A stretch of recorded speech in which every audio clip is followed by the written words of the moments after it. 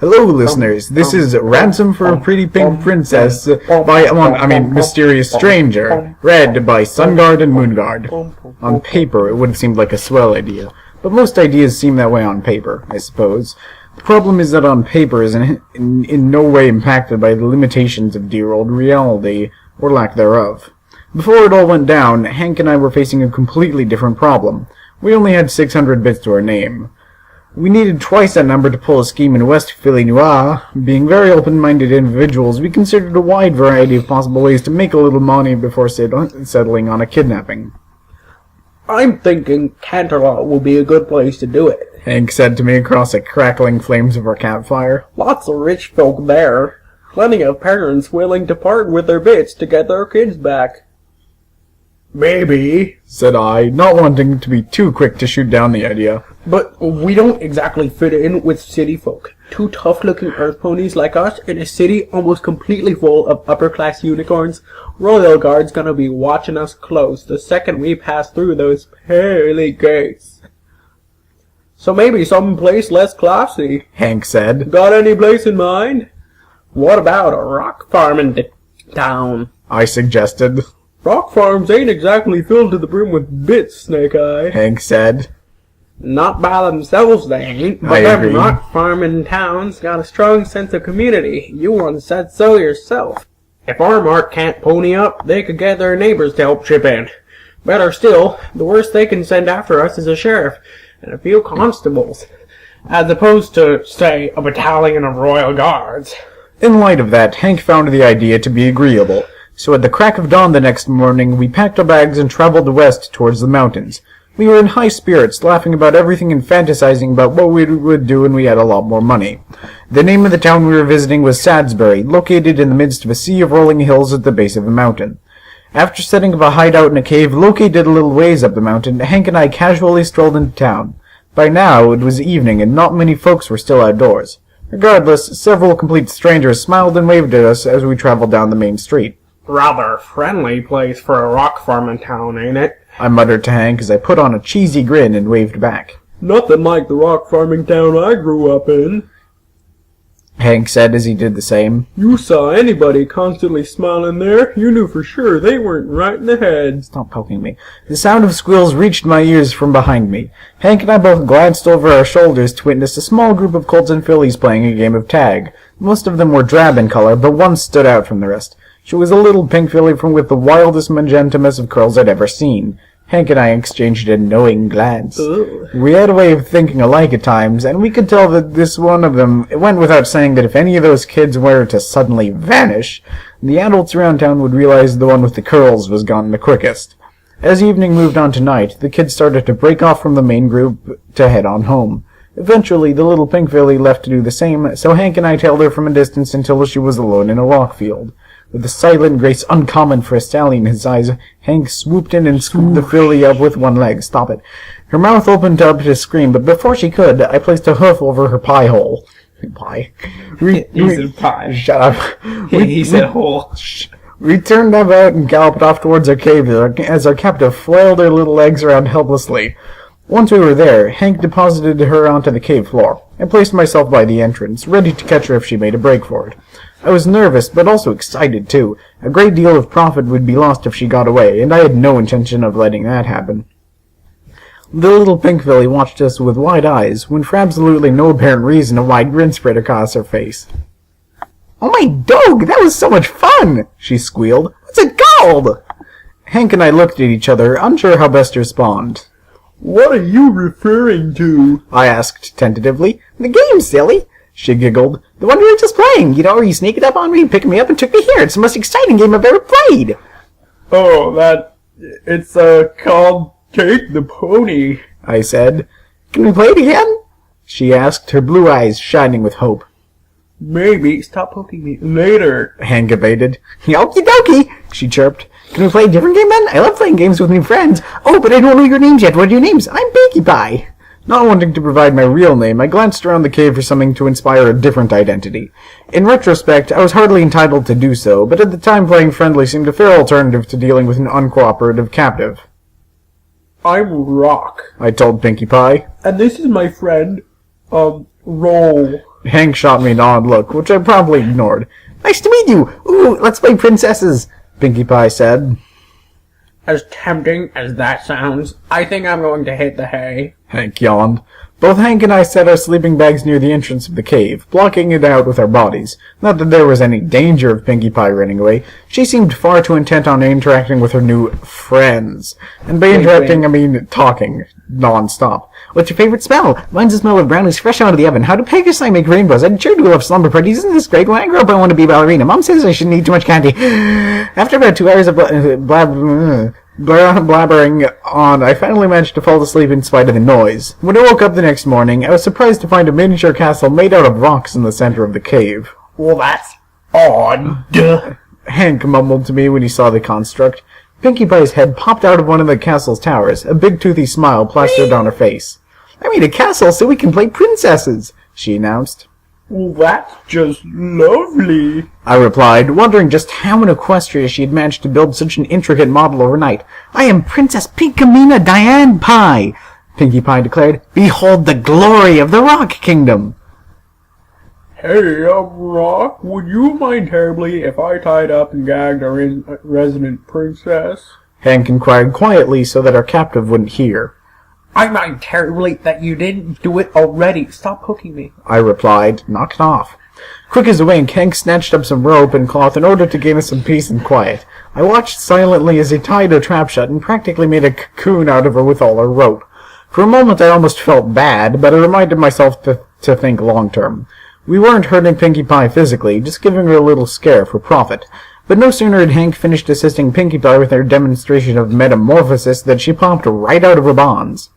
There really wasn't any other way to explain it. One moment she was bound and gagged, and the next she wasn't. Hank and I stared dumbfounded as she cheerfully began yapping at us about our new game. Oh my gosh, I did not see that coming. What's the game called, huh? Can we do it again, huh? This ain't natural, Hank whispered to me, a slight tremble in his voice. Does she have a horn buried in that mess of curls or something? Something ain't right about this kid, that's for sure, I whispered back. I'm gonna head down to see if she's been missed yet, and find a place for her folks to drop the ransom. You stay here, and make sure she doesn't leave. How about I go to town, and you stay here with her? Hank suggested. No can do. A fellow as big as yourself might be more easily recognized by those folks who saw us last night, I countered. But if I can't tie her up, how am I supposed to keep her here? Hank wondered. You just gotta play nice. Keep her busy and in the cave. Turning to Pinkie Pie, I told her, Pinkie Pie, I gotta step out for a while, but Rose's gonna play with you until I get back, alright?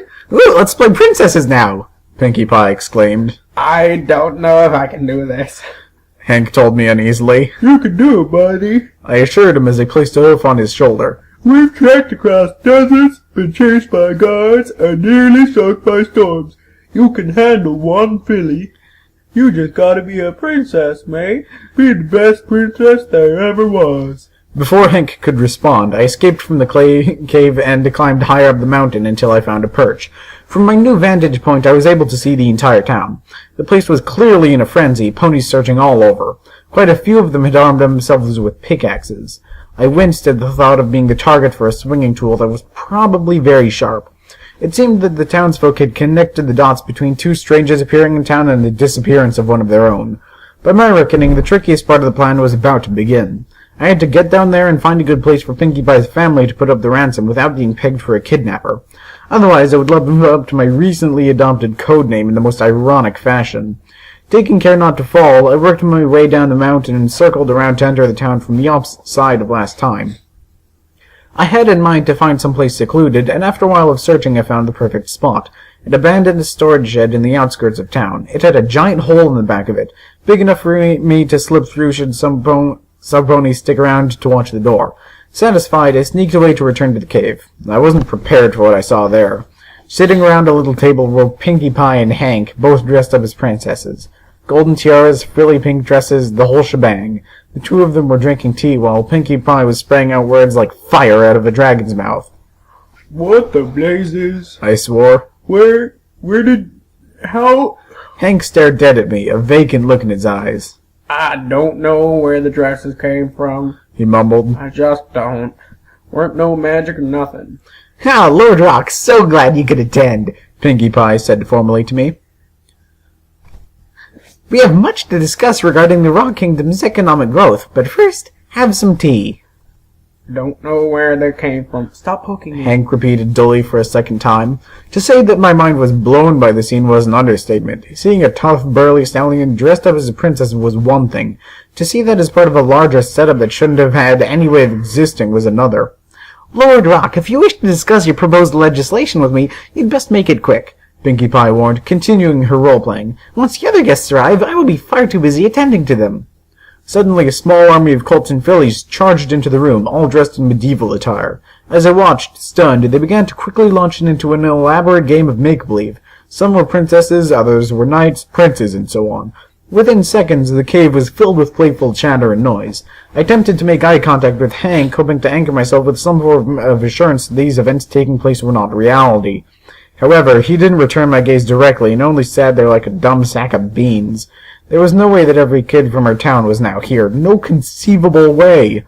Yet here they were. Good morning, gentle colts, a gruff adult voice greeted from behind. Hank snapped out of his funk as both his head and mine whipped around. Standing at the entrance of the cave was a brown stallion with a wide-brimmed black hat and sideburns. Saw all these kids coming up here. Thought I'd come up and see why. The stallion explained as he calmly strolled into the cave, completely unfazed by the insanity around him. Shut up. Daddy! Pinkie squealed as he ran up and hugged the foreleg of the stallion, who lovingly returned the gesture by pulling her into a hug of his own. Not once did he take his eyes off Hank and me. Who are your new friends? He inquired innocently. Rock and roll, this is my daddy, Pinkie Pie said proudly. Daddy, this is rock and roll. I think you'll all be best friends. I'm sure we will, Pinkie Pie's father said with a warm smile as he ruffled his daughter's name.